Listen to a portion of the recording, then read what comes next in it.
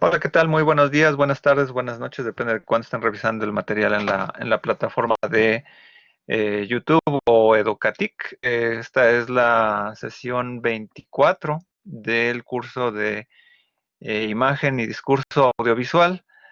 En esta ocasión nos acompaña Ángela Islas, Brandon Ruiz Ortega, Eduardo García, Héctor Camilo, Jesús Sosa, Juan José, Karen Hernández, Carly Flores, Mónica Gemana y mi mano derecha, Marisol Morales. En esta ocasión vamos a terminar con la reflexión del libro de Dudley Andrew, que son las principales teorías cinematográficas. Y en esta ocasión vamos a ver lo que compete a lo que es la teoría francesa. Estoy esperando que me dé la diapositiva para arrancar.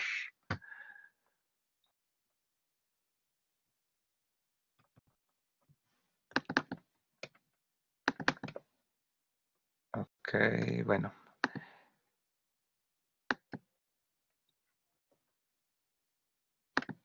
Ok, ya está.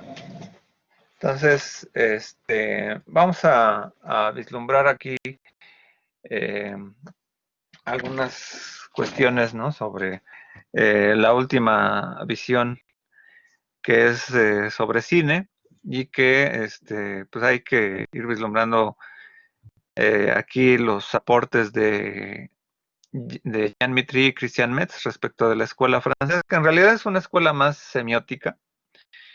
Eh, Hay que recordar que bueno, esta parte que íbamos viendo en los últimos, en las últimas sesiones, nos íbamos dando cuenta de la confrontación de dos teorías. Estas dos teorías o dos posturas sobre el cine tenían que ver con el formalismo como tal, ¿no? La teoría de la forma y por otro lado la parte fotográfica, la parte realista o la parte de la libertad en la creación de mensajes cinematográficos. En ambos casos parece que pues son posturas que se confrontan, algunas son complementarias, como a veces supone ahí Bazán. De algún modo, vislumbrar esta visión semiótica permite también que el cine pues levante a una mirada más analítica, ¿no? Cual todos estos aportes de las teorías que ya revisamos previamente, pues conforman más bien esta reflexión si existe o no un lenguaje cinematográfico. Entonces, vamos a ir viendo aquí la parte en donde nos encontramos, que más allá ahorita ya de ir viendo o reflexionando la parte de apreciación cinematográfica que sirvió poner ahí algunos cortos las sesiones pasadas, ¿no? Pues ahorita ya realmente pues es invitar, ¿no? A reflexionar más bien pues sobre la propia dimensión fílmica, ¿no? Del lenguaje o la acción cinematográfica hacia lo que es el discurso audiovisual, que ahí es fundamental este concepto de lo que es la cinemática. En este recorrido, pues bueno, vamos a hacer aquí alusión, ¿no? De cómo esta teoría francesa pues se soporta, ¿no? En la parte académica, hay estos antecedentes de los cineclubs, ¿no? El IDEC, del cual también pues participó Bazán, ¿no? La filmología, que de ahí viene un poco también la relación ahí con el filmología, que ahí se dimensionaba entre la parte histórica y la parte de reflexión fílmica, ¿no? En la técnica, etcétera. Los Cahiers du Cinéma, que había arrancado también Bazán, ¿no? La revista internacional de filmología del 50, ¿no? La filmología, y toda esta confrontación de filosofía, psicología contemporánea que había estado un poco detenida tras las guerras mundiales, ¿no? La Segunda Guerra, ¿no?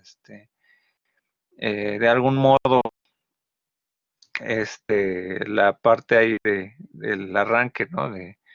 la recuperación europea, etcétera, pues bueno, recupera ahí esa pausa que se había hecho y recuperar dentro de todos estos aportes, pues toda la visión transdisciplinaria, ¿no?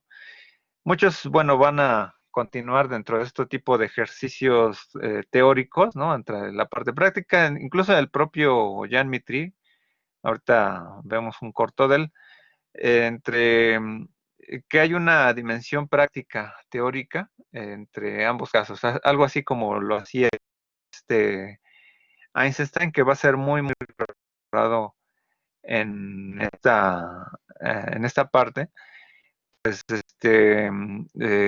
en términos del montaje, los demás, estos teóricos, pues bueno, por ahí van a tener sus propuestas. Bueno, no sé, a lo mejor, no sé si tuve por ahí un lapsus en información. Según yo había revisado que Christian Metz tenía por ahí un cortometraje hecho con fotografías. No lo encontré, se me perdió de vista, ¿no? Pero de Jean Mitry sí encontré por ahí un material, ¿no? Entonces, pues bueno. Un poco los teóricos semióticos, pues vemos que va a estar ahí dimensionando pues, sus propuestas, ¿no? Entonces, eh,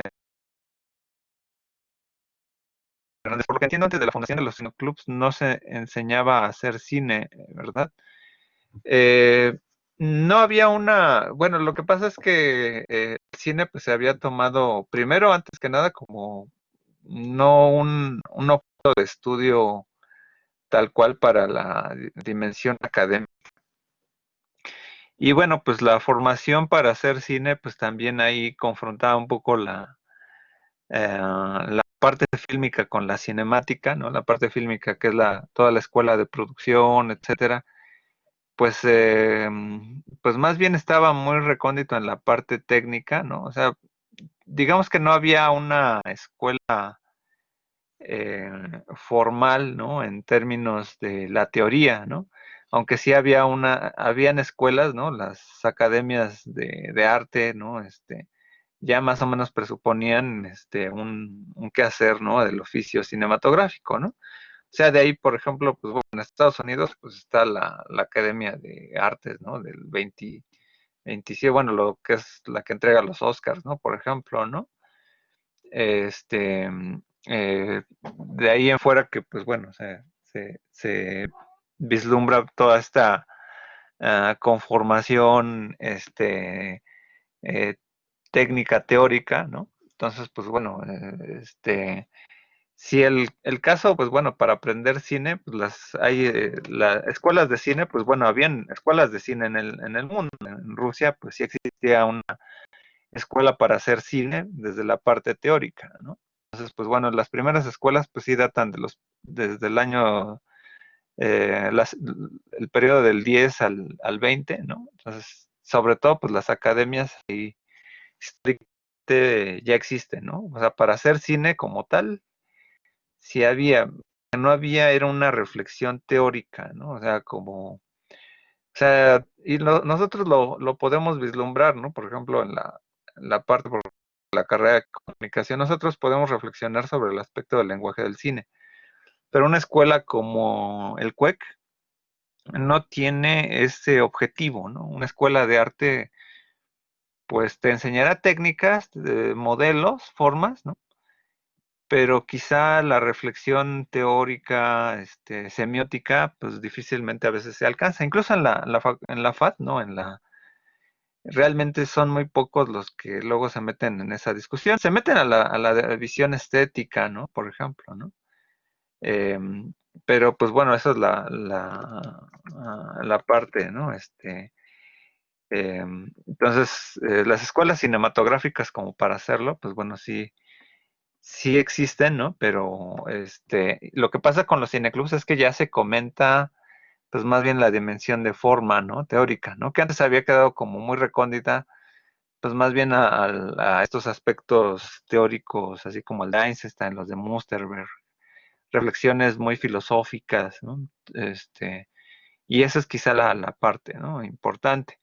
El cineclub tiene una importancia fundamental para no solamente generar lo que es la apreciación cinematográfica, sino para discutir después, ¿no? De ver una película, ¿no? Cuál es la parte formal, la parte de contenido, ¿no? Entonces, y la actividad fílmica, ¿no?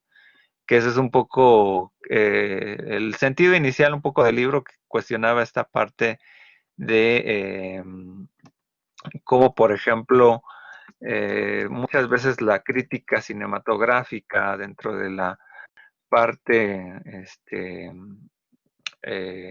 por ejemplo, del periódico, pues a veces se aboca a una crítica estética muy, muy determinada, ¿no? Entonces, ahí es donde nosotros tenemos que vislumbrar, ¿no? Incluso ver desde qué punto de vista podemos ir criticando una película, ¿no? Nosotros, por ejemplo, estamos acostumbrados a veces a revisar los esquemas bueno, ahora desafortunadamente de youtubers, que ahora cualquiera puede hacer una crítica cinematográfica sin tomar en cuenta a veces un fundamento teórico. Sí hay algunos que lo hacen, ¿no? Que sí tienen una formación mínima en la teoría, pero así, si nos vamos solamente a las teorías de la conspiración de lo que va a haber en la próxima serie de Netflix, pues no tenemos realmente muchas bases, ¿no? Entre dimensionar una escuela cinemática, ¿no? Entonces ahí, este, sí tendría que ir vislumbrando, ¿no? Entonces, esto, ¿no? De la escuela que estamos viviendo, pues, pues sí retoma mucho esta trascendencia de los cineclubs, ¿no? Que bueno, ahí obviamente no solamente es teorizar, que al final sí te podrá dar herramientas teóricas como para entender o cómo construir una toma, ¿no? O sea, también la apreciación cinematográfica, pues de alguna manera influye en esa construcción fílmica. De hecho, Tarantino, pues obviamente sabemos que trabajaba como en un videoclub y pues veía ahí su cine, ¿no? Etcétera. Tenía mucha memoria del cine B, pero también de cine clásico, ¿no? Incluso ahí a veces hace alusión mucho a Godard, ¿no? Entonces, ¿no? A Banda Apart, ¿no? Cuando tenía mucho esa alusión, ¿no? De lo que él agarra muchos elementos, ¿no? De Godard, pero también del cine B, pero es el cine por el cine, ¿no? Entonces también ver cine, pues también de alguna manera influye en lo que podemos crear o no. Pero ver la teoría, pues hace como lo que hacían los rusos, ¿no? Antes de tirar filme hacia a lo insensato, pues obviamente tenemos que saber que vamos a filmar un plan de producción, pero no solamente en el aspecto técnico, sino en el aspecto de contenido, ¿no? O sea, forma y contenido, ¿no? Y ahí es donde, por ejemplo, pues podrás usar muy bien los programas, el Adobe Premiere, el Vegas, el Final Cut, ¿no? Los programas que vimos, ¿no? Pero si no tienes un poco la idea de propuesta, etcétera, pues a lo mejor se va a quedar ahí, pues, pues un trabajo más, ¿no? Ahora en YouTube, pues un video más que pues, a lo mejor no va a tener muchas vistas o si las va a tener, pues no va a abrir nada, ¿no? Entonces, pues bueno, en esta idea, ¿no? La dimensión histórica, ¿no? De la arte francesa, pues se va a ir construyendo, ¿no? Dentro de este punto de vista dialógico con todas estas propuestas que habían quedado anteriormente. Entonces, aquí el paso, pues primeramente sería ver a Jean Mitry, que es cineasta, ¿no? Espero que tarde un poco la diapositiva, ok. Que bueno, tiene varias publicaciones, ¿no? Uy, está un poco lento esto.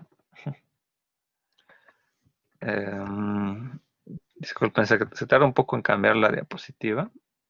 Entonces le apreté 2 veces. Ok, entonces tiene varios libros, ¿no? Introducción a la estética del filme, ¿no? Diccionario de cine, ¿no? La estética y psicología del cine, historia del cine, que es una parte importante, ¿no? Ahí es un gran relator, ¿no? De la historia, ¿no? El cine experimental, ¿no? Historia y perspectiva y análisis y semiótica del filme, ¿no? Que es un texto que llega póstumo, pero son algunas reflexiones, ¿no? Que de algún modo, pues bueno, va ahí ir contraponiendo, ¿no? Entonces, aquí lo importante es vislumbrar, ¿no? Que toda esta propuesta, pues bueno, ¿cuál va a ser su materia prima, ¿no? Hay una reflexión muy importante en él, ¿no? En la parte de la analogía de la imagen, ¿no? O sea, la estructura y la forma aquí es vislumbrar sobre todo que el recorte, ¿no? Cinematográfico tiene en sí misma una intención y esta intención va a estar pues vislumbrada también con el montaje, ¿no? Un poco separándose de esta dimensión realista, ¿no? O sea, del recorte de la realidad misma, ¿no? Pues Mitri pues va a reflexionar un poco sobre estas posibilidades que va a tener el cine dentro de la estructura y la forma, ¿no? Como que se solidifican aquí la parte entre lo que tiene un filme de manera en particular, ¿no? Como nominalmente, ¿no? Con la forma intencionada que cada mensaje va a ir distinguiéndose, ¿no? O sea, cada película tiene un mensaje distinto, pero de algún modo los recortes, ¿no? Los planos tienen ya una estructura que va a implicar una emoción, etcétera, un mensaje determinado, ¿no? Entonces, aquí lo que va a ser importante vislumbrar que a veces agarra mucho de la visión previa, ¿no? A veces del realismo, ¿no? Pero sí, hay otros elementos psicológicos, ¿no? Donde eh, la imagen por sí misma va a formar parte dentro de la forma perceptiva del mundo, ¿no? Entonces, aquí la cuestión, por ejemplo, reflexiva, ¿no? De la imagen es importante, porque en estas teorías, lo que estamos viendo en estas dos posturas, tanto de Mitri como Bazán, es una propia teoría de la imagen enfocada a la parte audiovisual. Pues bueno, tiene ahí algunos asegún, ¿no? Dentro del marco, ¿no? De la pantalla, ¿no? Entonces, va a ser muy importante aquí retomar lo que es el montaje, ¿no? Y que bueno, aquí se dimensionan mucho de las tradiciones o las escuelas fílmicas, ¿no? Por ejemplo, el film de art, ¿no? Cuando era más o menos toda esta dimensión italiana, etcétera, ¿no? El expresionismo, que bueno, ahí a veces va a contraponer o tener algunas preferencias, ¿no? Sí, pero dialoga mucho entre lo estético y lo psicológico, ¿no? O sea, la forma en que a lo mejor tenemos una experiencia estética, ¿no? Entonces ahí hay a veces va mucho en función de lo que nos presentan, ¿no? Es como si forzaran un poco a la dimensión que nosotros deberíamos sentir, ¿no? Y pues bueno, en esta parte es fundamental la parte del montaje. Voy a poner aquí un extracto, ¿no? De un corto, ¿no? Que se llama Pacific 231 del 49 de Jean Mitry, que es un ejercicio visual con algunas de unos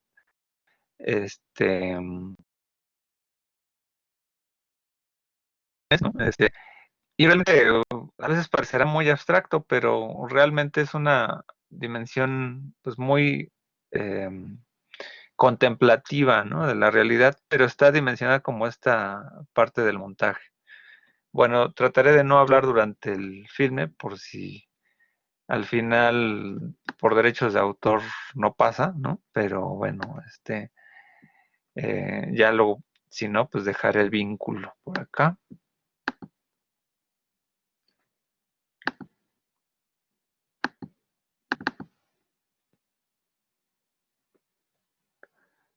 Entonces, una película del 49, Pacific 231.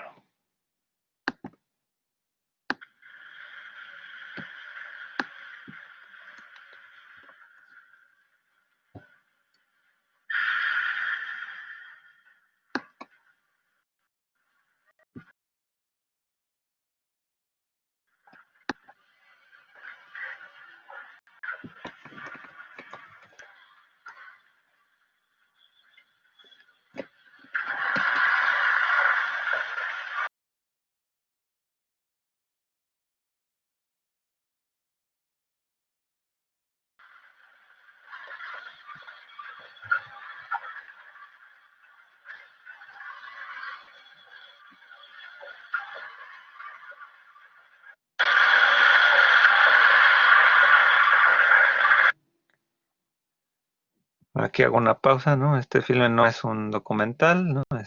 Está sostenido por los ruidos que no son familiares, más íntimamente ligados a la música. Las imágenes que van a seguir se ponen para generar un ambiente. Ok.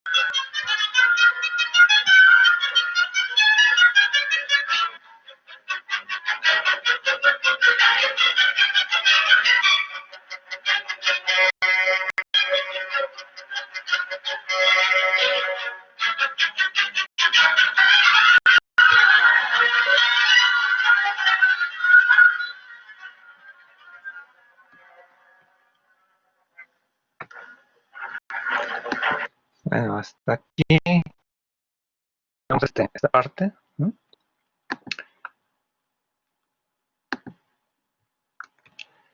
Ok, así como bien lo señala el filme, ¿no? O sea, el ambiente, ¿no? Es importante aquí de vislumbrar, ¿no? Entonces, eso nos lleva un poco a la parte del uso, ¿no? La parte creativa. La parte creativa, ¿no?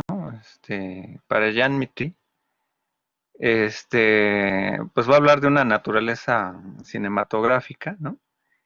Y entonces ahí, de algún modo, están conectados como la parte, mm, como no tratar de emular una realidad base, ¿no? Sino que el cine ya tiene una propia naturaleza, ¿no? O sea, aunque sacamos elementos de la naturaleza, más bien hay una dimensión potencial del cine donde tiene un ambiente.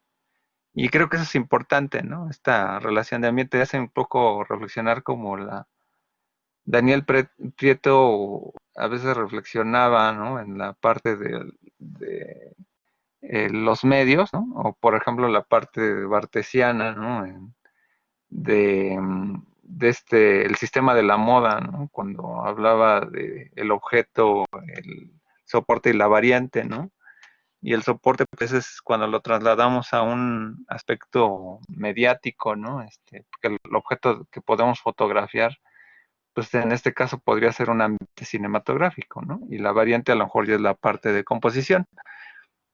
Un poco parecido, ¿no? Entonces aquí lo que tenemos es que lo que tenemos a nuestro alrededor cuando trabajamos cine o video es que hay una naturaleza fílmica, ¿no? Bueno, una naturaleza cinematográfica, ¿no? O sea, porque hay estructuras y formas, ¿no? Que solamente se pueden entender. Aquí podríamos derivar incluso hasta, pues no lo menciona como tal, pero por ejemplo, sí el uso de las tomas, ¿no? Con un aspecto, con una energía psicológica, ¿no? Entonces, por ejemplo, si usamos una contrapicada, una picada, pues bueno, obviamente eso nos va a generar sensaciones, pero esas emociones se codifican, ¿no? Como parte de la significación. Entonces aquí habla de tres elementos, ¿no? Que hay una parte como de la significación que se divide como en un nivel como de cristal, ¿no? Un anteojo, ¿no? Que nos permite ver una realidad, ¿no? Un recorte, pero lo que ahondamos ahí es un significado humano, ¿no? O sea, vemos un plano, ¿no? Y pues vemos una persona que en un cuadro de western, ¿no? De cine de vaqueros, donde un knee shot, ¿no? Por ejemplo, pues vemos las intenciones de que pues, puede agarrar sus pistolas, ¿no? Por ejemplo, ¿no? Entonces es una parte humana, ¿no? Pero al final se simboliza. Y aquí va a llegar un elemento aquí interesante que, bueno, a lo mejor ya nos vamos acercando a la parte de problemática de forma, ¿no? Para Jean Mitry, que es meter estos aspectos de poética y estética, ¿no? Y que aquí, pues bueno, se configuran más dentro del aspecto del uso del lenguaje, la parte poética, ¿no? Pero la parte estética, pues vemos que a veces puede ser ambigua, ¿no? En términos de la discusión filosófica. Y entonces por ahí va a ir dimensionando, ¿no? Que esta parte de la dramatización o las imágenes con un sentido, pues generan elementos de percepción particulares. Esos elementos de reflexión particular, pues obviamente atañen más a la parte de la percepción. Y entonces ahí es donde jugamos más con la parte imaginaria. Aquí voy a reflexionar un poquito ya de lo que vimos hace dos sesiones, ¿no? Con el viaje de Einstein de la masacre de Odessa, del acorazado Potiemkin. en donde, pues de algún modo, el hecho de que se mezclen algunos tomas, ¿no? Las vemos secuencialmente y le damos un significado totalitario. Entonces ahí viene a generarse este fenómeno que ya lo señalaba Einstein de yuxtaposición y generarnos toda esta dimensión poética de emociones, ¿no? O sea, la composición va en un ritmo. Incluso aquí en el corto o el extracto que vimos de Pacific 231 de Mitri, vemos cómo incluso el ritmo juega una parte importante, ¿no? Incluso en el montaje, en el movimiento de las ruedas, etcétera, ¿no? Después va a usar una melodía de Honegger, ¿no? Para dimensionar toda esta dimensión poética, ¿no? Entonces, en muchos de estos juegos, bueno, está hablando que este ambiente cinematográfico la estética del cine en particular, porque genera muchos recursos como en la poesía, recursos poéticos. Y eso es como la parte donde recalca esta magia o en este imaginario, ¿no? Entonces ahí es donde, por ejemplo, gran parte de las obras fílmicas, ¿no? El hecho de que no hay una regla tal cual, ¿no? Así como sujeto, verbo y predicado, ¿no? En el cine, ¿no? Lo intentó Einstein plantear en una teoría, ¿no? Pero la palabra no emula tal cual el plano, ¿no? Porque tú puedes alternar los elementos antes como si fuera una voz pasiva, pero, o incluso como en hiperbatón, eh, y el significado va a ser diferente. Aquí el orden de los factores altera el producto, pero el hecho de que los alteres no necesariamente ubica una dimensión formal, ¿no? Del- como de una gramática tal cual, ¿no? En el orden de los tipos de tomas.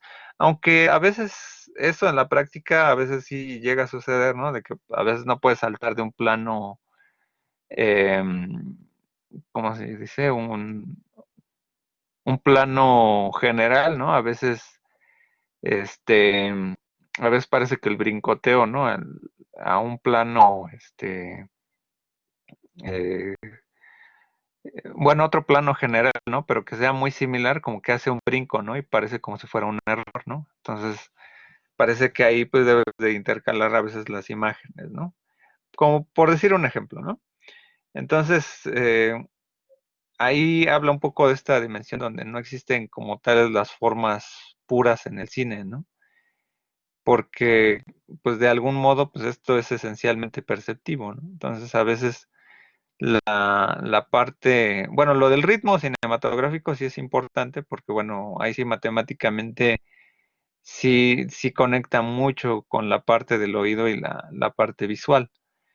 Pero la parte a veces en que uno puede aplicar la retórica, pues bueno, las yuxtaposiciones, pues pueden tener un sentido, ¿no? Entonces, cada agrupación de imágenes, pues puede generar una lógica particular. Y ahí es donde viene toda esta parte de la narración, porque entonces el hecho de nosotros vincular entre una y otra imagen, ¿no? Para narrar algo, para contar algo, pues sí debe de tener una especie como de código. Y bueno, aquí no es que me adelante a Met, ¿no? Pero sí hay notablemente una vinculación entre la teoría del montaje, ¿no? Y en el caso de generar sentido entre ambas tomas, tal como ya los ejercicios que hacía Kuleshov, ¿no? Entre si ves una persona, ¿no? Y luego está lloviendo, entonces al final significa tristeza, ¿no? Ese tipo de montajes retóricos elogian mucho el sentido de una lógica particular, ¿no? Sintética dentro de la configuración de imágenes, ¿no? O sea, como en términos de que hay dos elementos, dos imágenes que no tengan relación, al ponerlas y situarlas, pues ya haces una codificación particular. Entonces, por ahí pone estos ejemplos, ¿no? De Napoleón, ¿no? O Octubre, ¿no? Entonces ahí ya, el hecho de vincular tomas, ¿no? Aunque no sean en un mismo plano, ¿no? ya te hace generar una emoción. Y a veces eso se usa muchas veces en la televisión, dado que, aunque, por ejemplo, estaba recordando un poco, creo que en el 94, ¿no? Eh, cuando se murió Colosio, ¿no? Entonces, intencionalmente lo Televisa ponía unas imágenes de Cuauhtémoc Cárdenas, ¿no? Criticando un poco la postura de este Colosio, ¿no? Entonces parece como si el malo fuera Cárdenas, ¿no? Entonces hay un montaje intencionado también en el Exxon, digo, en los derrames de petróleo que creo que hubo durante la guerra de, este, de Irak, me parece, usaban tomas del Exxon Valdez, ¿no? Y eran montajes muy adredes. A veces se hace mucho eso, incluso ahora ya se vislumbra mucho esta parte de los fake news, ¿no? Entonces, más allá de pensar de Loré de Mola, ¿no? Pues ya desde eso, pues el CNN ya hacía ese tipo de montajes, ¿no? Muy intencionados, ¿no? Ok, dice Karen Hernández, es como un haiku visual. Sí, efectivamente, o sea, es la parte que Einstein precisamente señalaba formalmente, ¿no? O sea, hacemos haikus con la imagen, ¿no? Entonces generamos precisamente eh, ¿cómo se llama? También en Occidente tiene una forma de cadáver exquisito, ¿no? Entonces, así hacemos en la parte visual, porque nuestros resultados van a ser muy variables, ¿no? La intención de aquí es que se mezcla intencionalmente con una estética particular y una parte psicológica, ¿no? Por ejemplo, los filmes de Dreyer, ¿no? Por ejemplo, de Juana de Arco, ¿no? Pues a veces vinculan mucho el fuego, ¿no? Y luego la contratoma del personaje, ¿no? Entonces ahí alude mucho a una reflexión ahí, momentánea, ¿no? Un significado tal cual, ¿no? Ya luego, pues, se puede expresar al símbolo, ¿no? Del poder, ¿no? De inquisitorio, pero también la espiritualidad, ¿no? Por ejemplo, este segundo código, ¿no? Así como Barthes relacionaba la parte connotativa. Entonces aquí vamos a saltar entonces a la parte de la eh, dimensión de la forma, ¿no? Y el sentido de hacer cine, ¿no? Entonces aquí, por un lado, bueno, Mitri va a vincularse mucho con la herencia del teatro. Entonces ahí la teatralidad, ¿no? Como que de algún modo, va a depurar este concepto, ¿no? Pero aquí lo que está hablando es un poco de establecer un lenguaje por sí mismo, ¿no? O sea, el cine, aunque tiene una herencia con el teatro, ¿no? Que la rompe fácilmente en los primeros 15 años, ¿no? Pero queda todavía esa teatralidad, ¿no? Incluso, así como incluso Einstein revinculaba, ¿no? Como con el teatro, japonés, ¿no? Entonces, eh, que era muy expresivo, ¿no? Esta parte de los rostros, etcétera. Pues bueno, esa parte de teatralidad a veces va a estar contagiada con el cine, ¿no? Pero aquí el lenguaje, en vez de tratarlo, ¿no? Como si es una parte de forma o si es la realidad por sí misma, ¿no? El realismo, un estudio de la realidad. Esta idea es bien bonita porque dice, lo único que hace el cine es enriquecer la realidad. Entonces, aunque retoma la realidad, la deforma, la transforma, pero da un punto de vista añadido. Entonces ahí, de alguna manera, ¿no? El fundamento de entender el cine, ¿no? Es que forma parte de nuestras expresiones, forma de nuestro mundo natural, ¿no? Entonces, de algún modo, pues ahí aterriza mucho el contraste, ¿no? Entre Balázs y Bazán, ¿no? Entre que, pues a veces uno se iban por la forma, ¿no? Y otros por la confrontación de la fotografía, pero en este orden, ¿no? Lo que se establece, ¿no? Como una condición del ambiente cinematográfico. Entonces, aquí pues, de algún modo vale la pena un poco recapitular, ¿no? Que la dimensión, pues, por ejemplo, de cualquier realizador cinematográfico, pues puede recoger elementos de la realidad, pero no tiene necesariamente la intención de decir que eso sea real, ¿no? Entonces, pero lo hace a través de un código poético, que es lo que señalaba anteriormente, así como lo que señala Karen sobre la parte del haiku, ¿no? Entonces, ahí es bueno, toda esta visión que realmente pues ya había empleado Einstein, ¿no? Entonces, de esta dimensión estética, ¿no? Y que se vincula con el discurso de la realidad, ¿no? Pues también está una discusión sobre la psicología, ¿no? Por cómo comprendemos o cómo operamos el mundo con las imágenes. Y aquí viene toda esta dimensión, si por ejemplo, pues el cine implica, ¿no? Que conozcamos la realidad, ¿no? O la experiencia, ¿no? Pero esto es un proceso, ¿no? Porque, pues bueno, nos puede dar una información, sobre todo ahora pensando en el CGI, ¿no? Pues, por ejemplo, puede alterar elementos que no sean fidedignos, ¿no? Como los fakes, ¿no? O sea, las fotografías fakes, ¿no? Entonces, que ya se generan por alucinación y inteligencia artificial, el pix to pixel, ¿no? Entonces, ahí hay, o por ejemplo, las aplicaciones, ¿no? Donde pues te puedes poner una cara de perrito o no sé, y eso ya es el alucine, ¿no? Entonces, bueno, aquí vamos a entonces ahora a pasar con este autor importante que es Christian Metz, ¿no? Que pues va a vincularse más que nada con la semiología tal como la ubicamos muchas veces, ¿no? Dentro de las teorías a lo mejor vinculadas con el estructuralismo, ¿no? Tiene varios textos, ¿no? Ensayos sobre la significación del cine, 1 y 2, ¿no? Hay una diferencia de algunos años.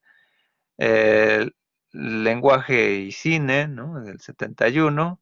El significante imaginario, ¿no? Psicoanálisis y cine, donde ahí retomamos gran parte de la herencia lacaniana, ¿no? En todos estos, pues bueno, va a tener una esencia muy estructuralista, muy de Saussure, ¿no? Ensayos semióticos del 77. De hecho, por ahí él también escribe algunos textos a propia dimensión de la imagen y va a estar muy vinculado con pues sobre todo de la representación y de la imagen, ¿no? Por sí misma, ¿no? Por ahí tiene un ensayo sobre cómo, por ejemplo, la confrontación entre palabra y cuestión visual, ¿no? Pues, cómo es interesante, ¿no? Que una palabra no tiene una semejanza, ¿no? Con el objeto que representa y a veces una fotografía sí, o tiene un carácter analógico, ¿no? Y por último, bueno, la enunciación personal o el sitio del film, ¿no? Es otro de sus últimos textos. Y bueno, en general, ¿no? Aquí la parte de materia prima la vamos a ir dividiendo, ¿no? Entre la dimensión, pues, cuasi teórica, ¿no? De la dimensión estructuralista, ¿no? Dimensión sociurista y lacaniana, ¿no? En donde, pues, por ejemplo, va a diferenciarse, ¿no? Entre la parte, la parte fílmica, ¿no? este, y la parte cinemática. La primera, pues a veces converge más con la reflexión, que bueno, esto lo retoma de Gilbert Sid, ¿no? Entre que la parte fílmica está dimensionada más con los aspectos técnicos, la parte de estructura de un filme, ¿no? Y por otro lado, la parte cinemática es cuando no importa cómo se hizo el filme, lo que tenemos es un mensaje. Y ese mensaje, pues, es lo que nos lleva a reflexionar, ¿no? Si podemos generar ahí una discusión, pues, por la parte de forma y contenido. en esa parte, pues bueno, la dimensión estructural va a ser muy, muy importante, ¿no? Porque bueno, o sea, sí va separando un carácter de la semiología tal cual es la escuela francesa, ¿no? Una visión social, pero que sí lo pone en un trasfondo analítico del lenguaje, donde sí hay una dimensión que se tendría que alejar, ¿no? De la parte, eh, eh, pues, eh, ¿cómo decirlo? De la visión anecdótica, ¿no? O sea, por ahí el texto señala, ¿no? O sea, por ejemplo, hay áreas, ¿no? Externas, ¿no? Que pueden trabajar, ¿no? Con el cine, ¿no? Como sería la sociología, la economía, la psicología social, la física, la química, o sea, depende cuál sea el aspecto, ¿no? Pero la semiología, pues, le interesa la parte de significación y esa es la parte que a lo mejor podemos encontrar a lo mejor en la visión analítica de una película, ¿no? Entonces, pues bueno, en esta parte, pues va a tratar de dimensionar qué diablos es el cine, ¿no? Entonces, pues aquí vamos a ir vislumbrando, ¿no? Que el cine, ¿no? O cuál sería la materia prima del cine, que él dice, pues no, se trata de la realidad, sino en cómo generamos elementos pues de significación, ¿no? Entonces, ahí va a ser importante, ¿no? Ver que todo tipo de filme, ¿no? Que tenga alguno de estos elementos, ¿no? Va a señalar en esta lista, ¿no? Imágenes que son fotográficas, móviles o múltiples, trazos gráficos que incluyen todo el material escrito que leemos en pantalla. Disculpen, falla la plataforma, ¿no? Está muy lento ahorita. Es que ahora cargué un PDF en vez del PowerPoint. Disculpen, entonces el PDF creo que de por sí los hace muy grandes el PowerPoint, entonces también supongo que hay una falla con esto. Entonces, y por último, bueno, dice que haya un lenguaje hablado y grabado, que haya música grabada, ruidos, efectos sonoros grabados, ¿no? Cualquiera de estos elementos va a hablar de elementos del fin, ¿no? Entonces, aquí lo importante es que él va a dimensionarse sobre todo en el fenómeno de la significación, sobre todo porque ante la fenomenología propia del cine, pues aquí viene la curiosidad, ¿no? En indagar, ¿no? ¿Cuál es su particularidad entre el cine, ¿no? Y la palabra, ¿no? Pero pues bueno, ahí vamos a ir discutiendo esto eh, de esta manera compleja, ¿no? Donde, pues bueno, primero, hablamos de una teoría del lenguaje o de una expresión, o sea, ¿qué es lo que pasa muchas veces con la teoría de Saussure? En la teoría de Saussure vinculamos que el lenguaje es la suma entre lengua y habla, ¿no? Como dos aspectos formales, ¿no? Teóricos, donde se va a conformar un lenguaje, ¿no? En esto, en la alusión verbal, ¿no? En la alusión del lenguaje, ¿no? El lenguaje verbal.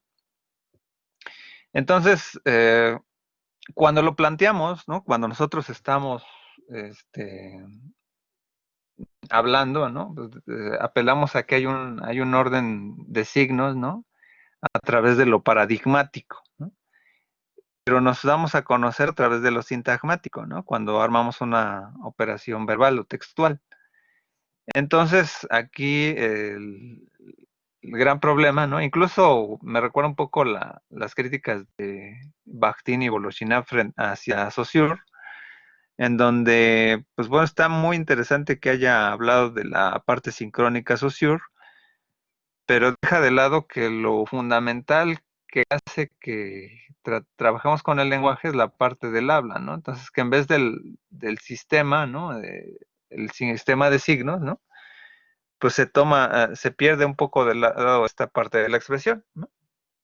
Algo que lo que yo luego reflexionaba en mi tesis de licenciatura, porque bueno, Christian Metz fue como el motivante para mí para reflexionar, ¿no? cuál es el lenguaje cinematográfico, ¿no? Entonces, en esa parte, pues yo comencé a indagar, ¿no? Como algunos otros teóricos, ¿no? A veces, el texto de Zamora también comienza con esta parte del lenguaje verbal, ¿no? Y la expresión, ¿no? Pero, por ejemplo, Saussure a veces habla que el lenguaje a veces es un sistema, pero también dice que es una expresión, ¿no? Entonces, ahí se enarbolan estos dos elementos, ¿no? En donde es la lengua y el habla, ¿no? Pero este carácter de expresión es más como pragmático, ¿no? Entonces lo que decía Voloshinov, ¿no? Bueno, gracias a su maestro Bakhtin, ¿no? Que dice, pues bueno, esta especie de objetivismo abstracto, ¿no? Que señala Saussure, pues no la hacemos tangible, ¿no? Lo que tenemos tangible, pues son las operaciones sintagmáticas, ¿no? Y aquí entonces, sometiéndolo, ¿no? A la discusión de querer ver todo como lenguaje, a imagen y semejanza de la lengua verbal, ¿qué es lo que pasa con el cine? No sé si alguien tenga idea de lo que es la doble articulación, haciendo uso un poco de su conocimiento del lenguaje. A ver quién me dice qué es una doble articulación, qué es la doble articulación en el lenguaje. Ya la hemos visto.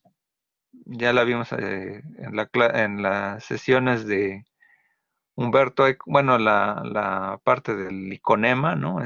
Pero a ver quién me explica qué es una doble articulación. O hacemos de Tin Marín.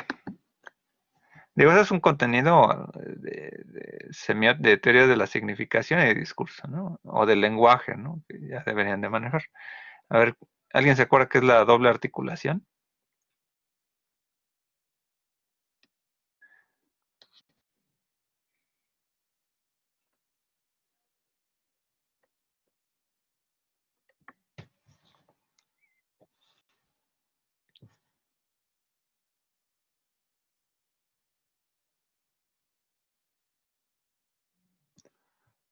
A ver, de los que casi no participan.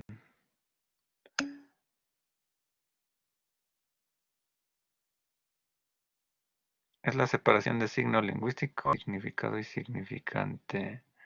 A ver, vamos a buscar otra respuesta. A ver quién nos, a ver, Ángela Islas, a ver, ¿te acuerdas qué es la doble articulación?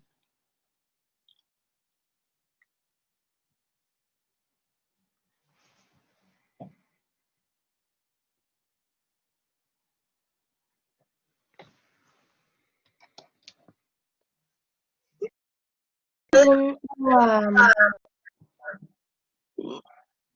la organización del lenguaje, ¿no? La organización del lenguaje, a ver, por ejemplo, dame un ejemplo. A ver, Es, que uno son los signos lingüísticos y otro los sonidos, ¿no? mm, tiene que ver con los sonidos, ¿sí? Am, a ver, bueno, tenemos, a ver, hasta ahí. A ver, dice Eduardo García, cuando se componen las palabras en fonemas y monemas, eso da el significado del significante. Ok, bueno, a ver, Brandon, no sé si quieres comentar algo más. Yo, según recuerdo, no, ya no lo encuentro en mi libreta, pero según recuerdo, creo que eran dos niveles, y era el Ujú, primero que estaba formado por los monemas o los signos lingüísticos, y el segundo eran donde pertenecían los sonidos, ujú. y, y estos creo que como tal carecían de un significado, ¿no? Algo así. Ok, ok. Entonces, ok, muy bien. Hay una parte fonológica y hay una parte fonética, ¿no? La parte fonológica es como, por ejemplo, si yo comenzara a hablar en chino mandarín, ¿no? Pues ustedes nada más, cuando tenemos la expresión clásica, ¿no? Está hablando en chino es porque no le entiendo, ¿no? Porque no, incluso ni siquiera sé separar las sílabas de lo que está diciendo en cuando acaba una palabra y cuando acaba otra. Muchas veces cuando hacemos traducciones, ¿no? Desde lo auditivo, ¿no? Dices, ¿qué diablos dice la canción? Pero así no dice, ¿no? Entonces, eh, incluso nos burlamos mucho de la fonología extranjera cuando, por ejemplo, no sé, en mi infancia, cuando salía la canción de Twisted Sisters, ¿no? De Where You Gonna Take It, ¿no? Entonces estaba la canción de Well, Gonna Take It, ¿no? Entonces, lo entendías bajo, pues, tu fonética, ¿no? Pues es que suena como huevos, ¿no? Cuando no sabes entender el inglés, etcétera, pues no sabes descomponer cuáles son las unidades, fonémicas, ¿no? Aquellas que son los sonidos que no tienen un significado, ¿no? O sea, cuando yo digo, por ejemplo, la palabra perro, ¿no? Está la p, e, o, ¿no? Entonces, pero hasta que yo escucho la conexión per, ¿no? Y entiendo que es español per como la unidad lexemática, entonces ya la unidad de monema, ¿no? Ya tiene un significado, ¿no? Antes de llegar a perro, o es perra, o es perros, o perras, o perrísimo, o lo que sea, o sea, cualquier terminación que pueda tener la palabra, yo ya tengo un significado. Y entonces ahí viene la gran distinción de la lengua verbal, una de las tantas distinciones, ¿no? De la que tiene el lenguaje humano, ¿no? Porque entonces yo puedo entender, ¿no? Que esta unidad, ¿no? De significación, bueno, incluso las lenguas que tienen carácter aglutinante, ya sean las asiáticas o aquellas en donde se agrupan las culturas mesoamericanas, ¿no? El ñañú, el tojolabal, etcétera, o sea, las lenguas como tales, ¿no? Ahí, pues bueno, es la palabra la cual determina un significado, ¿no? Y la mezclas con otra, ¿no? Pues ya, pero ya por sí misma, las unidades fonémicas, ¿no? La articulación, ¿no? Que hacemos con la lengua, ¿no? Cuando yo estoy pronunciando, ¿no? Entonces, pues yo ya puedo identificar hasta qué punto de vista una palabra tiene ya un significado, ¿no? Entonces aquí, en el momento en que se me entiende más fácilmente una oración, ¿no? O es en el momento que yo voy codificando cada signo verbalmente. Pero, caray, entonces, después, ¿para qué diablos toda esta pregunta, ¿no? De la doble articulación? Pues bueno, la doble articulación funciona muy bien en el lenguaje verbal. Entonces, ¿qué diablos va a pasar cuando estamos trabajando cine o trabajando cinemática o el audiovisual? ¿Cuál es la diablos? ¿Dónde está la unidad mínima de significación? O sea, porque entonces aquí viene el gran problema, ¿no? O sea, yo puedo ver una fotografía. Esa fotografía la puedo entender, ¿no? La fotografía de un árbol o la grafía de un árbol, ¿no? O sea, y ahí viene la gran problemática que incluso señalaba Humberto Eco, ¿no? Lo que veíamos con los iconemas y los grafemas, ¿no? Y el icono, ¿no? Que dice, hay códigos, según Luis Prieto, ¿no? O Daniel Prieto, esta teoría de los códigos. Hay códigos con doble articulación, pero hay códigos que no se pueden descomponer, como por ejemplo el color rojo de un semáforo, ¿no? O sea, puede tener una significación por lo rojo, que es lo prohibido, pero por sí mismo, dentro de ya no podemos ver las partículas de ondas, ¿no? Como si tuvieran la nada, ¿no? Pero en este término monemático, ¿no? Conemático, ¿no? Pues ya entendemos, por ejemplo, la figura de un símbolo. Por ejemplo, aquí tenemos un ojo, ¿no? O sea, podemos descomponerlo en círculos más pequeños, en figuras, ¿no? Como la parte de los grafemas, ¿no? Pero otros, ¿no? Que a lo mejor no podríamos deconstruir en la parte visual, en la parte gráfica, ¿no? O lo negro, ¿no? El color rojo con el que está pintado ahí el ojo, ¿no? Eso es y hasta eso es una medida simbólica, ¿no? Dentro de la teoría de los códigos. Entonces, en la parte visual, ¿no? Cuando estamos mezclando encuadre 1 o plano 1 más plano 2, ¿no? Entonces ahí ya viene una gran dimensión porque dices, pues tanto vale el primer plano como el segundo plano. Y ahí es donde, por ejemplo, la teoría de Balázs, ¿no? Decía, pues hay unos que son más importantes que otros, ¿no? Hay imágenes hay montajes en donde se recalca más una sobre otra, ¿no? Entonces ahí en lo pictórico, pues a veces se refuerza un personaje principal, ¿no? Y que nada más le acompañan las metáforas con las que se le mezclan, ¿no? Entonces ahí son las determinantes, ¿no? Por así decirlo. Y eso alude un poquito como a la teoría incluso de la glosemática de Jemslev, ¿no? O sea, si nosotros lo aplicamos en términos visuales, pues dices, bueno, hay veces que el montaje, ¿no? Pues bueno, de todas formas, no se puede descomponer a más cosas, ¿no? Porque pues todos los elementos tienen un significado por sí mismo, ¿no? Entonces aquí viene la gran discusión, ¿no? Con Christian Metz, ¿no? En donde estamos vinculando ya hacia una teoría, ¿no? Una teoría del lenguaje, ¿no? Entonces, aquí, ¿no? Dejen que pase la diapositiva, ¿no? Eh,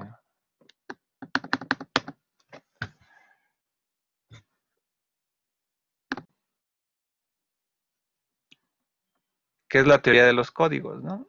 Entonces, una teoría de los códigos donde implica, ¿no?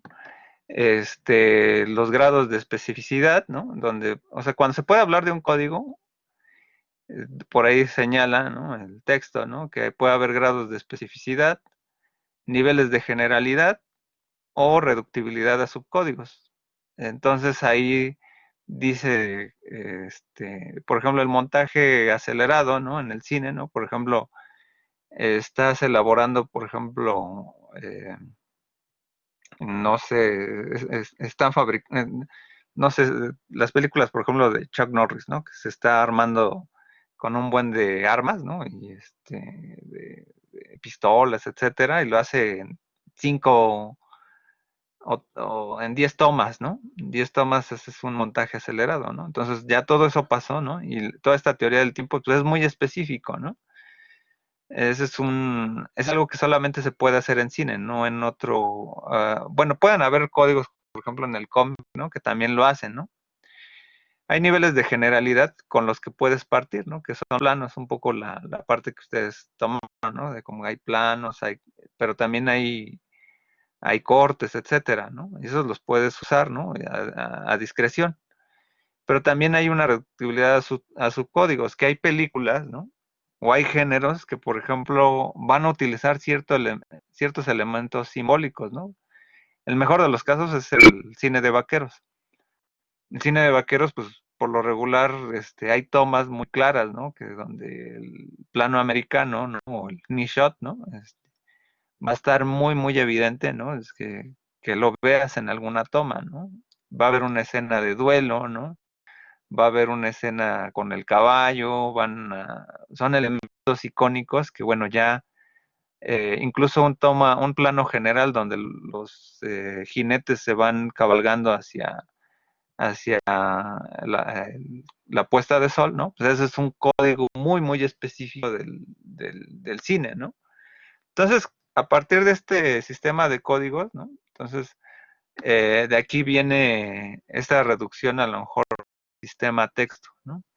Donde a lo mejor, ¿no? O sea, aquí la parte, ¿no? Donde si bien estamos vinculando toda la parte de, de lenguaje, ¿no? No es un sistema de lengua, ¿no? No hay un número determinado de cuestiones visuales, ¿no? Sí hay una especie de normatividad y esa normatividad se va a través de los signos de puntuación. Y aquí viene a establecer, bueno, que dice, no es un lenguaje como tal, o sea, no es un lenguaje como lo verbal, pero a pesar de todo el cine sí es un lenguaje, ¿no? Es como una paradoja. ¿Por qué? O sea, porque dice, yo no estoy atacando al cine a través del sistema, sino a través del habla, ¿no? Entonces, si hay un habla, entonces sí puede haber una especificidad paradigmática de posibilidades de generar una obra cinematográfica, a partir de que el gran problema del cine no cuenta con un número determinado de íconos, sino que tú puedes tomar las grafías que tú quieras, ¿no? Las fotografías que quieras, ¿no? Y puedes establecer un mensaje distinto. Aquí es donde, por ejemplo, pues a veces en la comunidad de internet, ¿no? A veces tú armas un video con los materiales o los repositorios que ya tienes, ¿no? Y pues bueno, ahí tu número de imágenes es limitado, pero tú puedes meter una imagen que tú hayas dado. Entonces esa es la propiedad que tiene el cine, que digo, hay obras que retoman mucho el pastiche, ¿no? Que generan un retake, ¿no? O tomas, ¿no? O por ejemplo, estoy pensando eh, no sé, en Stranger Things, por ejemplo, una serie que retoma de repente muchos elementos de los ochentas, ¿no? Entonces hay citas, ¿no? Pero a veces sí utiliza, por ejemplo, hay unos, pagan los derechos y ponen ahí imágenes de Volver al Futuro, ¿no? Que están viendo una película, ¿no? O están viendo una serie de televisión. Y también, o sea, pero ahí el hecho es que ya cambia el mensaje, o sea, cambia el discurso, ¿no?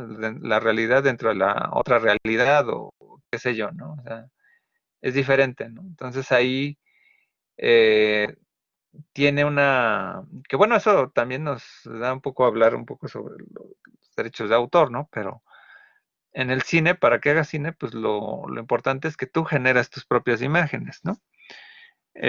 No sé después qué pasa con la inteligencia artificial, ¿no? Donde ya hay un número determinado de variables, ¿no? Donde a lo mejor se pueden generar imágenes con rostros, ¿no? Determinados en bases de datos, ¿no? O, por ejemplo, las reconstrucciones fílmicas, ¿no? Pero bueno, ese es otro rollo, ¿no? Que a lo mejor ya veremos es así, con Andrew Darley, ¿no? La imagen visual digital. Pero hasta aquí el momento lo que estamos viendo es cómo vemos el cine, ¿no? O sea, un sistema textual. O sea, en términos de que a pesar de todo ello, o sea, lo que tenemos, y eso me hace recordar un poco la teoría de James Webb, ¿no? De que la parte inductiva, la parte empírica del cine, o en este caso, ¿no? Porque en ese caso pues era la parte lingüística, se dimensionaba precisamente por la parte de experiencia, ¿no? O sea, no puedes criticar un libro hasta terminarlo, ¿no? O sea, no puedes comprender una frase hasta que la leas por completa, ¿no? Entonces, en esa parte, pues bueno, viene toda esta dimensión analítica de Christian Metz, de la gran sintagmática, en donde va dimensionando la posibilidad, ¿no? de ir buscando, ¿no? Si son las particularidades, por ejemplo, de un montaje de 10 minutos, ¿no? Por ejemplo, ¿no? Entonces, pueden encontrar aquí algunos planos autónomos o insertos, ¿no? Plano secuencia puede ser, ¿no? Por ejemplo, las filmes de Orson Welles pues, siempre tienen un cierto plano secuencia, ¿no? Ahora, pues bueno, el plano secuencia se puso de moda, ¿no? Porque, pues bueno, este, pero bueno, estos sintagmas que no sean planos autónomos pueden ser acronológicos, ¿no? O seriados, ¿no? Por ejemplo, una persecución o, por ejemplo, un diálogo, ¿no? Pueden haber sistemas cronológicos, ¿no? Que a lo mejor la descripción, por ejemplo, pues de cómo es una hacienda, ¿no? Pones los caballos, pones la toma principal de la puerta, ¿no? Los criados, etcétera, ¿no? Un sintagma narrativo que es ya a lo que vamos un poco más al cine como tal, ¿no? Los filmes que vemos en el box office, ¿no? Que la mayor parte, pues bueno, tienen sintagmas alternados, ¿no? Cuando están dialogando dos personas, un diálogo de Tarantino, por ejemplo. Sintagmas narrativos lineales, ¿no? Porque cuando toda la conformación de esa discusión, pues a lo mejor ya es una escena o es una secuencia, ¿no? Puede ser episódica o ordinaria, ¿no? O sea, episódica, pues es, por ejemplo, que además de todas esas partes, ¿no? Pues bueno, tiene unas seriaciones de mañana, tarde, noche, ¿no? o puede ser algo ordinario, donde pues simplemente lo que pasa es con la relación del tiempo, pues pueden ser 2 horas que dura el filme, ¿no? Entonces aquí, abocándonos, ¿no? Desde esta teoría de la gran sintagmática, entendemos pues que la forma, ¿no? Paradójicamente, pues tiene que ver con la significación. Entonces aquí se establecen lo que son un poco los niveles, ¿no? Que establece Christian Metz, ¿no? Por ahí, eh, ¿cómo se llama? Si,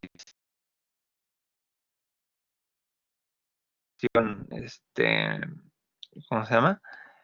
Eh, ahí se me acaba de ir la palabra, ¿no? Bueno, ahorita lo retomo, ¿no? Pero pues bueno, si de alguna manera, ¿no? Pues bueno, confrontamos que sea un filme narrativo, ¿no? O una representación realista, ¿no? Entonces, de algún modo u otro, la forma está vinculada con generar significación. Y aquí ya se plantea lo que de algún modo pues está vinculado precisamente con una teoría de la imagen muy particular. Que es interesante, pues, sobre todo esta significación o los planos, ¿no? Etcétera. Lo que importa es mucho toda esta mezcla con la gran sintagmática, ¿no?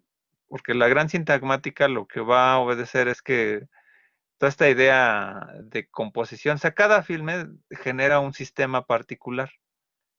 Entonces ahí lo que vamos a ir dimensionando es que pues en el cine Tarantino tiene su propia lógica, ¿no? Y cada cine pues es una forma de expresión particular.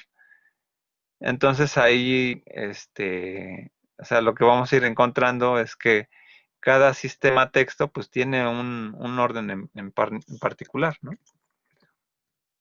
Entonces, aquí lo que vamos a ir dimensionando, ¿no? Que la teoría de la imagen, ¿no? Dentro de lo que hemos reflexionando, ¿no? De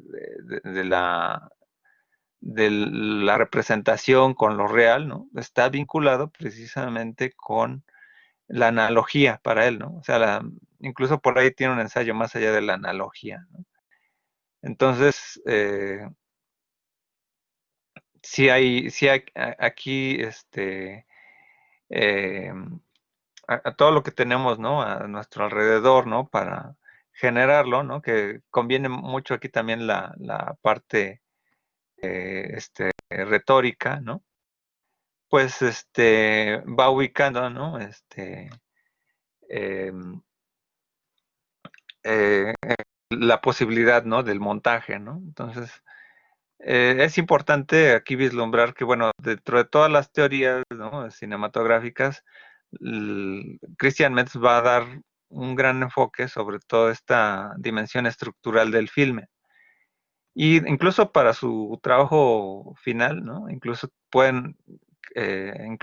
si van a irse por el análisis y no por la creación, hacer, por ejemplo, el análisis de, por ejemplo, una secuencia, ¿no? Por ejemplo, no sé, pongamos el intro de Watchmen, pues por ejemplo ahí pueden hacer un análisis dentro de lo que es la gran sintáctica, ¿no? Por ejemplo. O sea, o incluso una secuencia inicial de alguna película, ¿no? Eh, de una serie, ¿no? Por ejemplo, nada más tomar una escena, ¿no? Una secuencia, ¿no? Unos 10 minutos y ya con eso pueden derivar con la gran sintagmática los elementos, ¿no? Aquí posibles, ¿no? Pero bueno, por último, pues bueno, ¿cuál es el sentido, no? ¿No? El sentido dimensional, ¿no? El propósito del cine, ¿no? Para Christian Metz. Eh, Esto ha cambiado la diapositiva.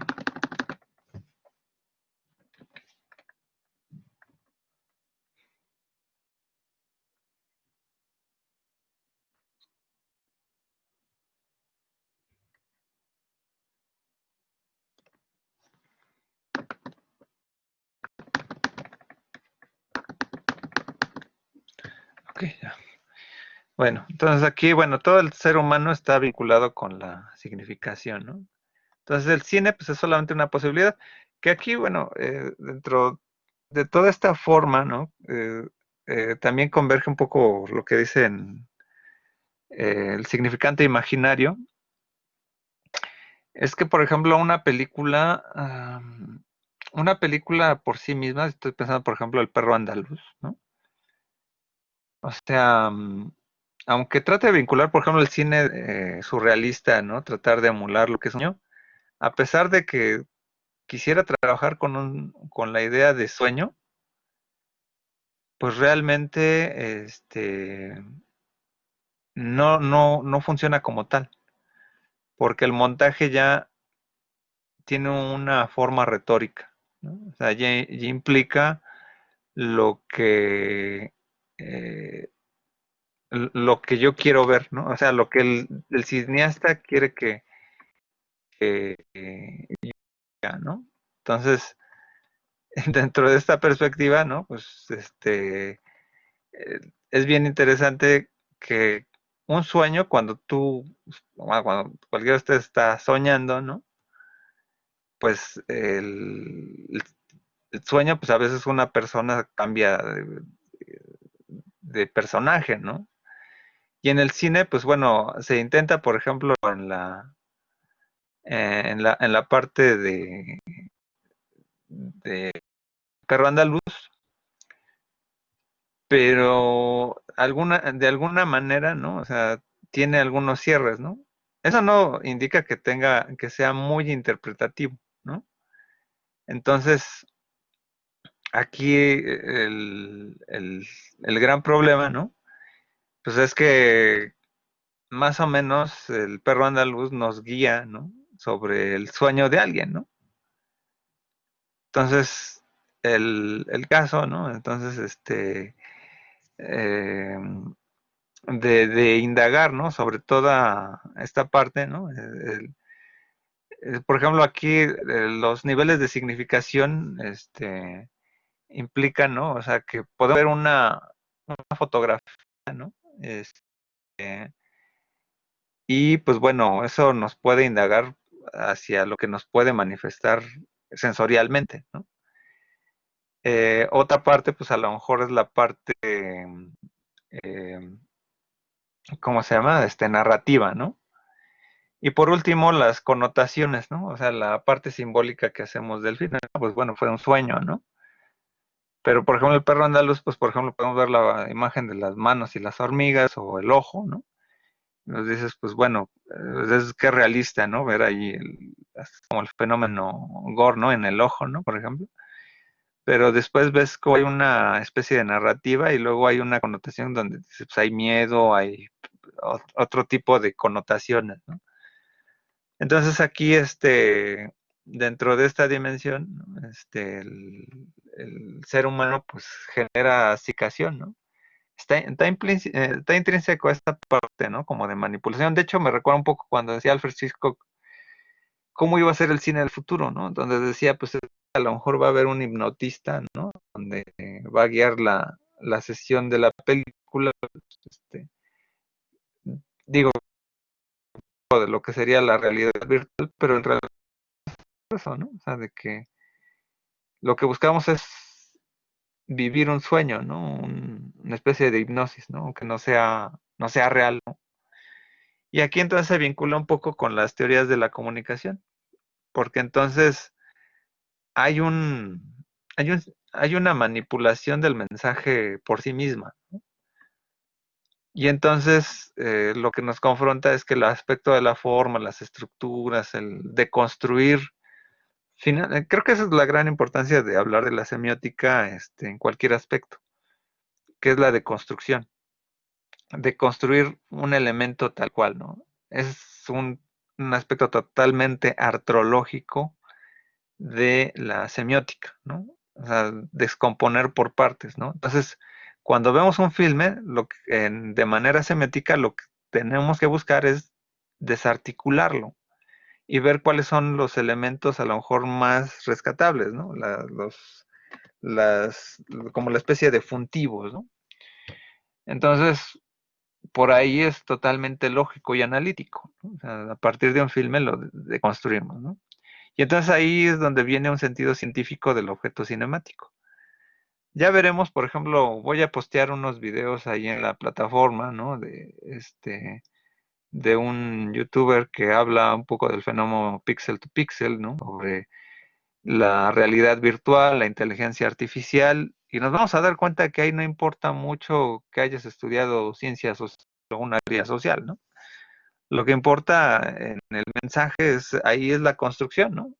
Y que, o sea, la parte cognoscitiva, ¿no? O sea, la parte de la inteligencia artificial, ¿no? De una imagen A a imagen B a través de un proceso, ¿no? De convolución o, bueno, tiene sus nombres específicos, ¿no?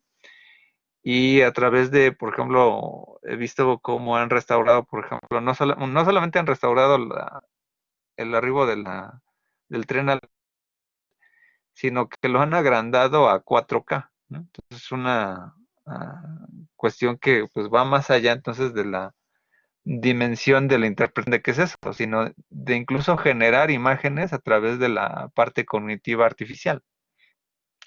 Y aquí es donde, pues bueno, por último, que es como el colofón del cine, ¿no? Que es la última parte, ¿no? Que es la parte fenomenológica y hermenéutica, ¿no?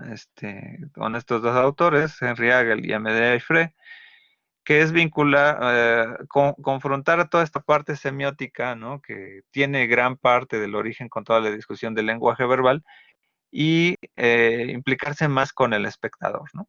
Entonces, por ahí recogen también un poco la idea de Roger Mounier, ¿no? Es contra la imagen, ¿no? El fenómeno que tendría que ver el cine, ¿no? Precisamente con la contemplación. Entonces, en esta dimensión, pues bueno, la fenomenología, partiendo un poco de Heidegger, Sartre, otros teóricos como Bachelard, ¿no? Incluso Foucault y eh, Merleau-Ponty sobre todo, o algunos otros como Husserl, ¿no? O sea, el fenómeno como tal, pues bueno, hay una subjetividad ahí trascendental en cada elemento, ¿no? Entonces, eh, un poco la búsqueda de esto es desligar al cine precisamente desde una opinión lingüística, ¿no? Que tenga que ver con la parte de lengua, ¿no? Como tal el término, ¿no? De forma y gramática y sintáctica. Y pues bueno, ahí es porque lo que se plantea en esto, pues bueno, es que cuando tú estás viendo un filme, ¿no? Pues más allá de pensar en lo sincrónico, ahí es totalmente asincrónico, porque la mente no trabaja de la misma manera, ¿no? En tiempo y espacio, ¿no? Y a veces los mezclan. Entonces, ahí viene toda esta inclusión del tiempo de Paul Ricoeur, en donde, pues bueno, esas son las últimas posturas, ¿no? Sobre el cine, ¿no?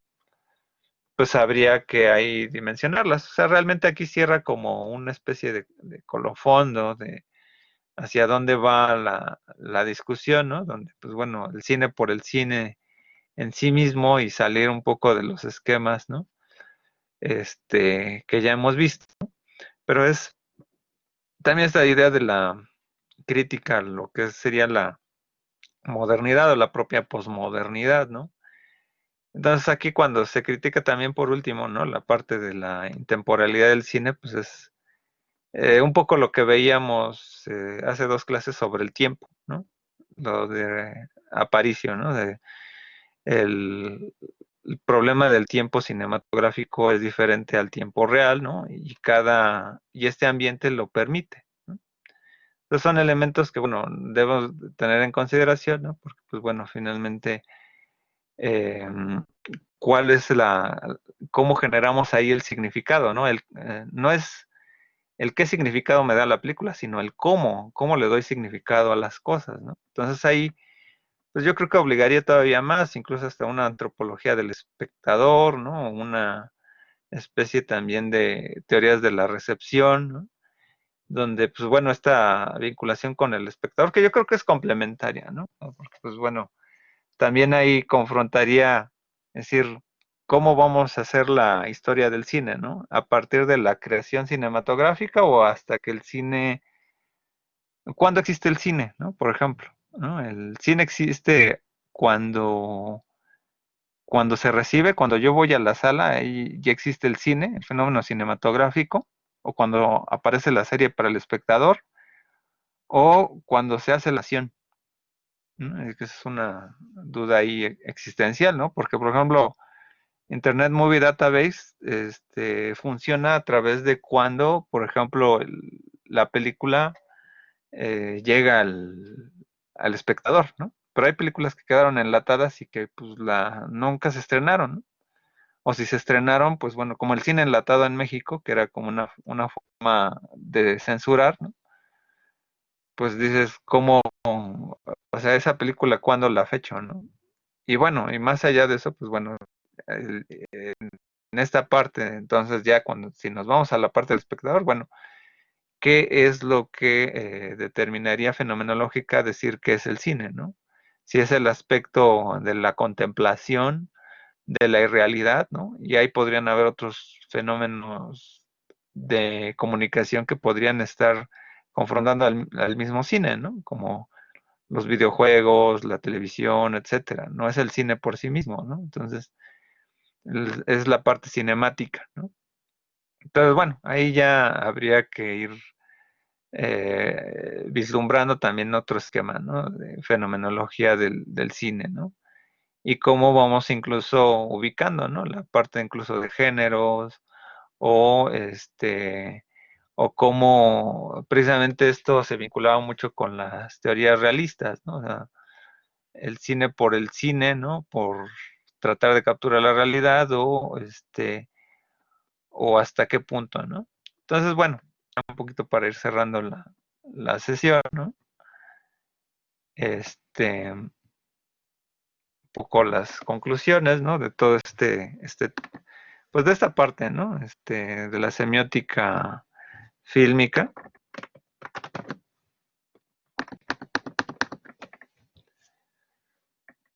Pues bueno, refuerza parte de la tradición formativa y realista en función de la significación o la interdisciplina, ¿no?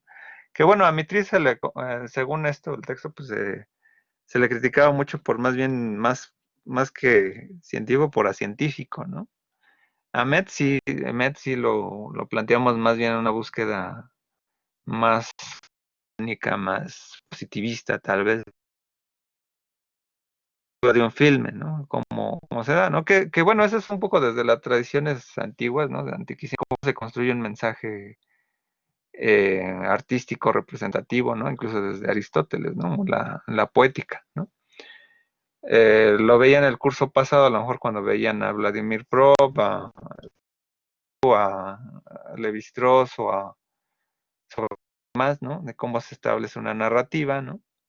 O Jamesleb, ¿no? Entre los fundamentos glosemáticos, ¿no? Y bueno, las posturas más recientes pues buscan como dar la idea de estructuración desde la fenomenología y la interpretación. Esto para qué nos pues, puede vincular, ¿no? Dentro de la materia, ¿no? Pues que de aquí lo que rescatamos es la tradición de ver el cine como una época en donde se experimentó o se pudo vislumbrar esta relación entre espectador e imagen, ¿no? En un espacio determinado, ¿no? Y que más allá de eso, pues el fenómeno cinemático trasciende al cine, ¿no? Y ahora se habla de fenómeno transmedia, ¿no? Pues obviamente estamos más allá de esa vinculación. Entonces, ahora, más allá de hablar del lenguaje cinematográfico en los videojuegos o cualquier lenguaje multimedia, pues es más bien, hay una búsqueda humana, ¿no? A través de ello, ¿no? Hay una perspectiva de seguir indagando, ¿no? Sobre qué es lo que nos provoca esta dimensión de la irrealidad. O sea, ya es una parte de la teoría de la imagen, ¿no? Es decir, trato de convencerme de experiencias que no he tenido o que me las puedan transmitir, ¿no? O sea, lo mismo cuando funcionaban así las pinturas rupestres, ¿no? Sí, a través de un relato, etcétera, o la columna de Trajano, que más o menos genera una especie de movimiento, ¿no? La linterna mágica, de monje, ¿no? O el teatro de sombras, ¿no? El teatro. Ahí hay una búsqueda interesante, pero que, por ejemplo, cuando vemos el CGI,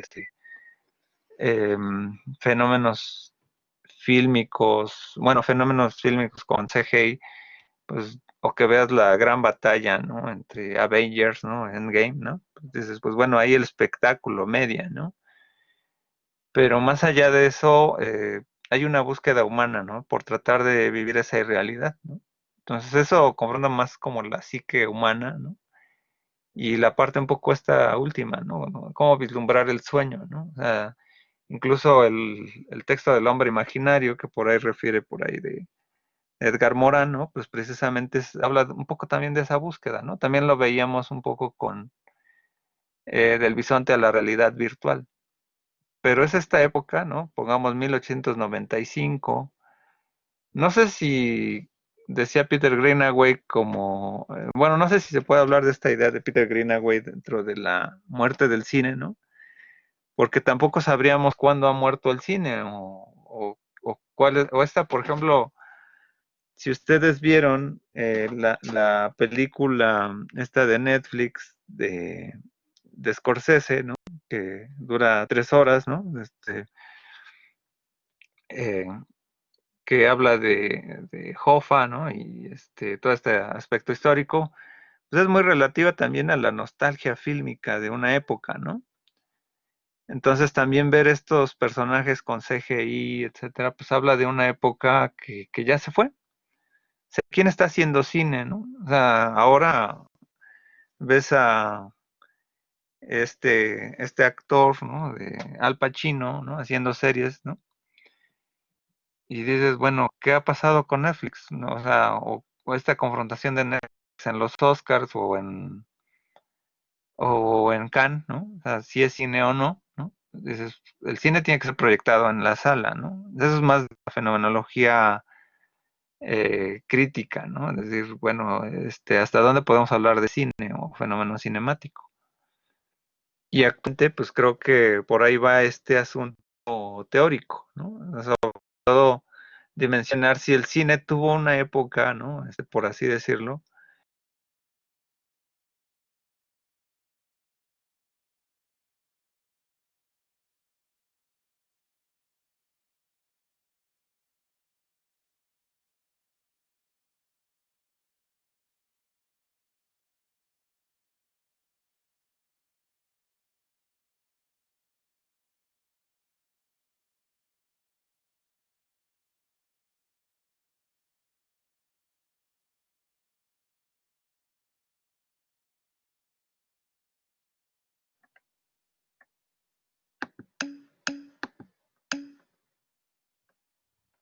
Ah, ok, parece que ok, falló el audio, ok. Bueno, un poco bueno, no sé si desde dónde se perdió el audio, pero un poco lo que estaba explicando era que, pues bueno, a lo mejor el cine, ¿no? Tuvo su época, pero nos instruyó a la humanidad, ¿no? Para llegar a lo que es el lenguaje fílmico, ¿no? El lenguaje cinematográfico. Entonces, hasta un punto mediano, intermedio, ¿no? Pues más o menos ahí converge la transmedialidad, ¿no?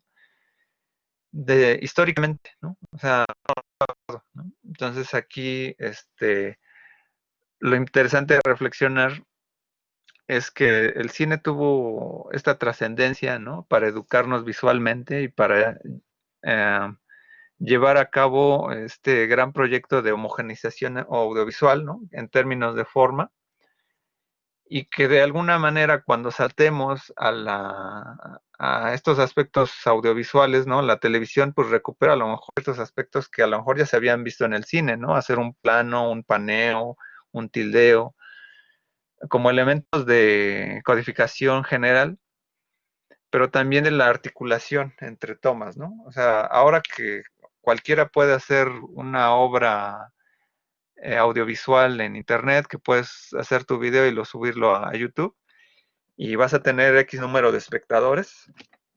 Pues lo importante es que lo puedas ejercer como si fuera una especie de escritura.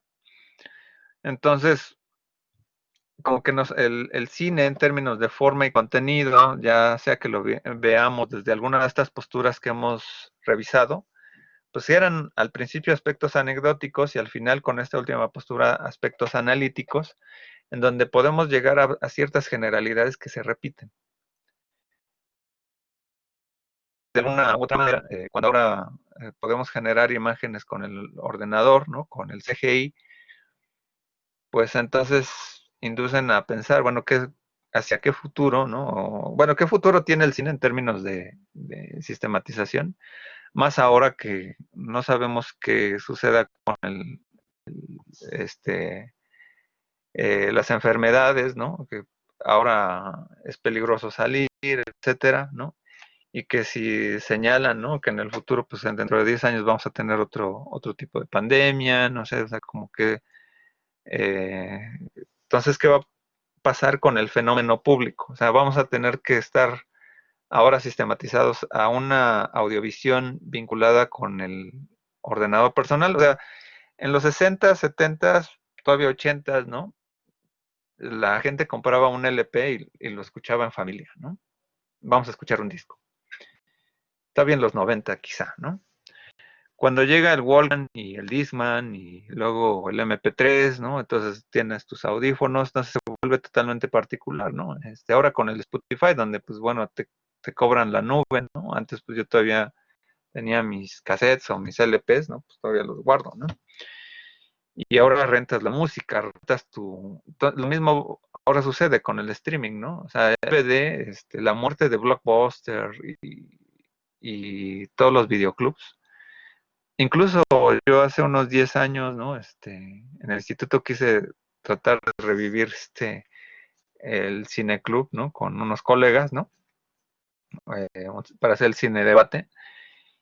Y pues a menos que tuviera los alumnos, ¿no? De una materia, ¿no? Que estuvieran obligados, realmente casi no iba tanta gente, ¿no?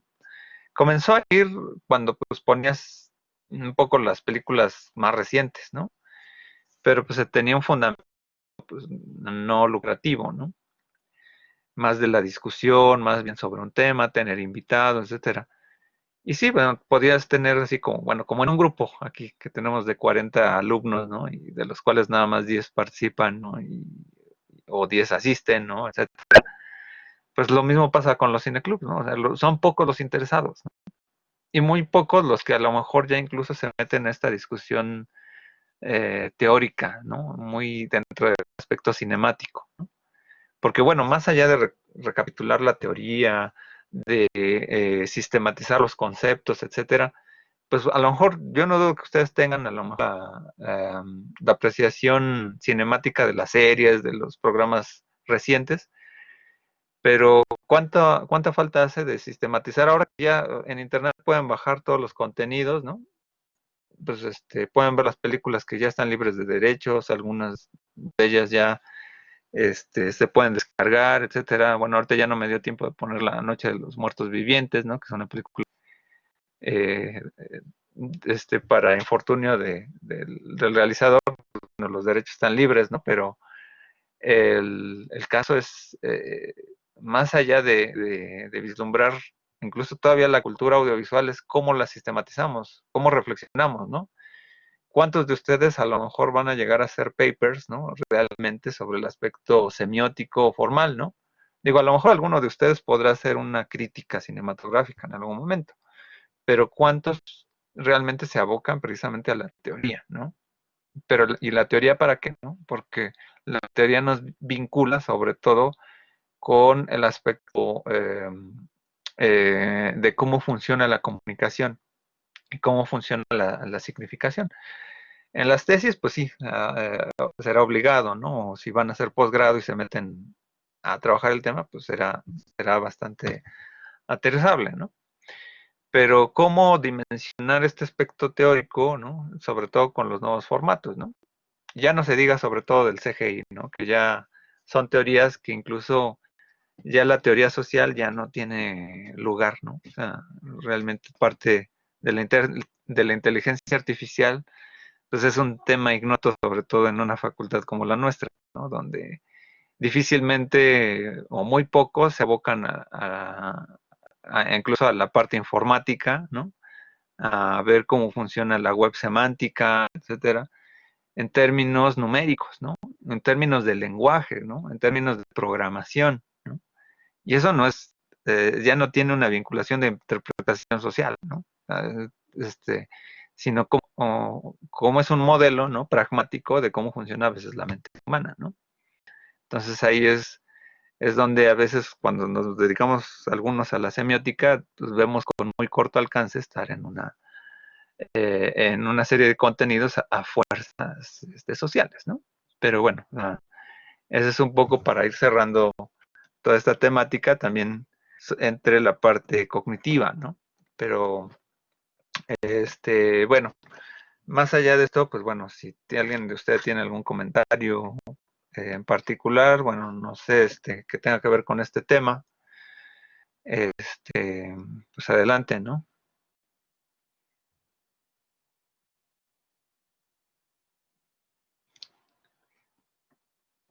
Tenemos la siguiente sesión que deban de revisar la parte de, creo que es de narrativa audiovisual de Jordi Navarro, creo. Bueno, ahorita por tiempo ya tampoco puedo ver los encuadres que hicieron, sino la siguiente sesión ya lo revisamos aquí en la sesión y ya los vamos comentando, ¿no? La parte de los planos, etcétera, ¿no? Vamos a tener una sesión sobre la parte, ¿cómo se llama? Otra vez, pues no técnica teórica, pero sí más bien aplicando más bien cómo se generan los tipos de discurso narrativo, ¿no? Ok, entonces también, bueno, más allá de esto, pues bueno, trataré de ir vinculando también modelos de análisis, ¿no? Lauro Zavala, ¿no? Y Marco Julio Linares para ver cómo también se estructuran las partes de un guión. Y pues bueno, ya casi casi estamos cerrando, ¿no? Luego vamos a ir con la parte eh, digital, ¿no? Dice Karen Hernández, es interesante ver cómo la tecnología cambia la forma en la que se hace y se ve el cine, ¿sí? Sí, pues ahora sobre todo hay fenómenos en donde tienes que poner unos lentes, ¿no? En tercera dimensión y que ha sido limitante, ¿no? Por ejemplo, el 3D siempre ha sido una apuesta incluso desde los años 70, ¿no? Incluso el holorama tampoco funcionó. No sé ahora si realmente sí va a apuntar sobre la Matrix que te tengas que conectar, ¿no? Aunque sí ya se ha logrado, por ejemplo, gracias a la medicina, ¿no? Que personas puedan controlar una mano robótica, ¿no? Con sensores, ¿no? Entonces, pues también habrá de ser interesante, ¿no? Cómo la dimensión más allá del hiperrealismo, etcétera, ¿no? Los fenómenos pixel to pixel, ¿no? Nos ayudan a generar imágenes por alucinación de inteligencia artificial, pero incluso ahora hasta criticamos los efectos especiales de antaño, ¿no? En fin, pues bueno, entonces, pues bueno, ya con esto termino la sesión. No vimos muchos cortos ahora, pero bueno, les agradezco a todos los que asistieron, ¿no? Bueno, ya por ahí abandonaron algunos, pero quienes quedan, Mónica Jimena, Ángel Islas, Brandon Rodríguez Ortega, Eduardo García, Héctor Camilo, Jesús Sosa, Juan José, Karen Hernández y mi mano derecha, Marisol Morales. Pues bueno, esta ha sido la sesión 24 del curso de imagen y discurso audiovisual 2020-2. Nos vemos, hasta la próxima, estamos en contacto. Muchas gracias a todos. Bye.